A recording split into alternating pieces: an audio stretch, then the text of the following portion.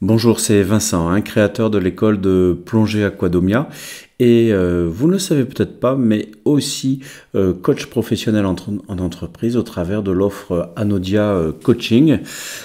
Aujourd'hui, je fais ce podcast pour vous livrer une interview de Céline de Lamberterie, une confrère et amie qui a fait un recueil fantastique, un livre qui s'appelle S'ouvrir au développement naturel, qui est une approche qui permet de se reconnecter à soi-même, aux autres, à l'invisible et à la nature, qui est une approche qui est un peu similaire à celle que je vous présenterai bientôt, qui permet d'utiliser une partie de l'activité plongée pour des actions de coaching en entreprise, de coaching de dirigeants, de collaborateurs.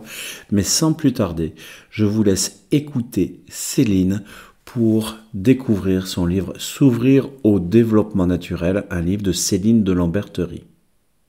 Le développement naturel est basé sur l'exploration des liens sains, donc à soi, à l'autre, à l'invisible et à la nature, puisque nous sommes des êtres de lien, nous sommes tous des êtres de lien, nous sommes issus d'une relation, et nous avons ce besoin viscéral d'être en lien les uns avec les autres.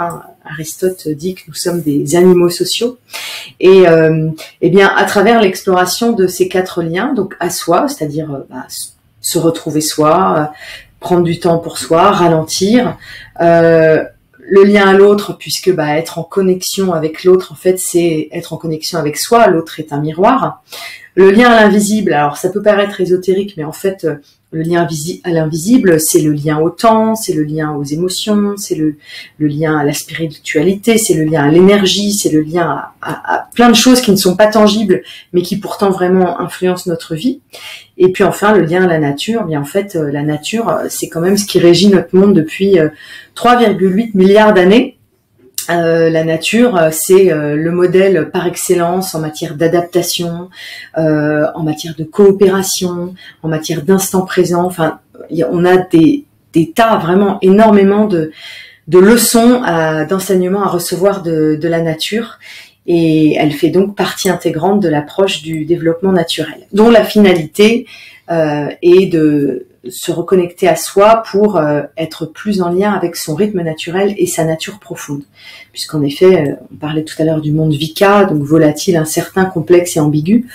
On est quand même dans un monde, et le coronavirus vient de nous le montrer, là où tout est incertain, on peut être confiné du jour au lendemain. Ça a été quand même, le premier confinement a été un choc pour beaucoup de gens, c'était complètement inattendu, et oui, ce monde va vite, et le développement naturel aide justement à faire une pause, ralentir, et je dirais se déconnecter du quotidien, du mental, du stress, pour se reconnecter donc à soi, aux autres, à l'invisible et à la nature. Je remercie Céline de Lamberterie pour cet extrait d'interview. Donc n'hésitez pas, c'est un livre qui est chez tous les bons libraires, toutes les librairies en ligne. S'ouvrir au développement naturel de Céline de Lamberterie. Je mets de toute façon le lien dans la description.